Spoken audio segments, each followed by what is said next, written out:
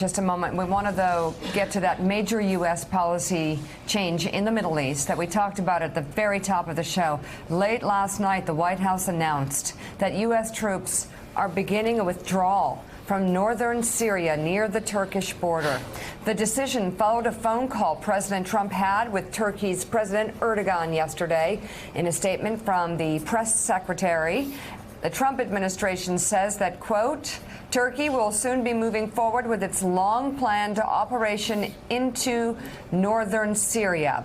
The United States Armed Forces will not support or be involved in the operation, and United States forces, having defeated the ISIS territorial caliphate, will no longer be in the immediate area. NBC News Chief Foreign Correspondent Richard Engel joins us now by phone. Richard, what do you have? Well, this is a major development, and Joe might be right that the American people will eventually remove President Trump, but he is president right now, and that has very immediate questions for and concerns for the people who live in northern Syria. I'm talking about the Kurds. This is a population of U.S. allies, the people who joined with American Special Operations Forces and defeated the ISIS caliphate. There are probably about 50 to 60,000 of the fighters. They live in an area, they control an area of approximately 2 million people. They have been protected by American forces on the ground. Those Americans there have been making sure that the Turks across the border do not come in and invade their enclave, and they fear that if the Turks do that, there will be massive ethnic cleansing. The Americans have now been ordered to stand aside. The Turkish president has said numerous times that he is going to invade. So our allies, who lost 10,000 people fighting against ISIS, who did in fact defeat the ISIS caliphate, now worried because of this decision overnight, this surprise decision, that there will be genocide. I just spoke to a Kurdish official. He said the Americans have betrayed us. They have opened the door for a Turkish massacre. We are no longer able to fight against ISIS. ISIS might return to the region, and the only one responsible, if that happens, will be the Americans. They are the ones responsible for this. So there is a state of absolute concern, panic even, among our very close Kurdish allies after this overnight surprise decision. So yes, he is still president. Yes, there are consequences. And they say they are being betrayed. And frankly, it is very hard to argue that they are not being betrayed. So, Richard, Nick Confessore here in New York. At this early hour, so what can we say about the president's own kind of rationale for this decision? What's driving it? What we see in some of the early reports, I believe, is that a mix of a phone call with Erdogan and his own desire to simply see Americans out of that fight. But is there any reporting you have about his reasons here?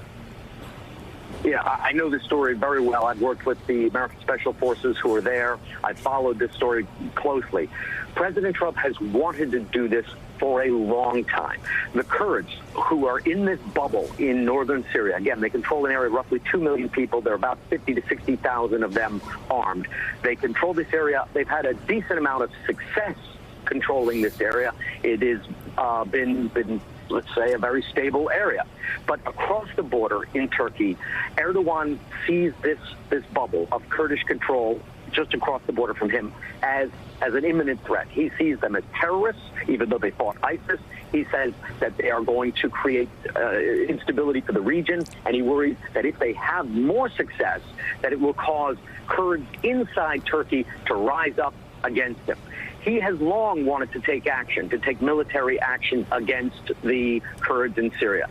The only thing preventing that has been the U.S. military presence. President Trump has wanted to wash his hands of the situation from the very beginning. He has said repeatedly he's going to leave. He's going to pull the troops out. The Americans and the Kurds there have fought against ISIS. They've defeated ISIS. He's wanted to do this time and time again, but it was only when people like Defense Secretary Mattis resisted that he had pause and didn't do it. This is the issue that Defense Secretary Mattis resigned over. He could not accept a betrayal of our ally.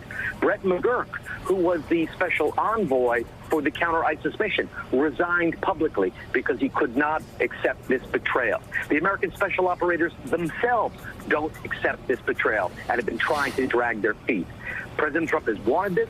There have been resistance to it, but the people who were resisting him are no longer around him. So now he had this conversation, and he did what he always wanted to do, wash his hands of this situation and let the chips fall where they may. And those chips are about to fall on top of the heads of our very close allies, who actually lost just over 10,000 people fighting against ISIS.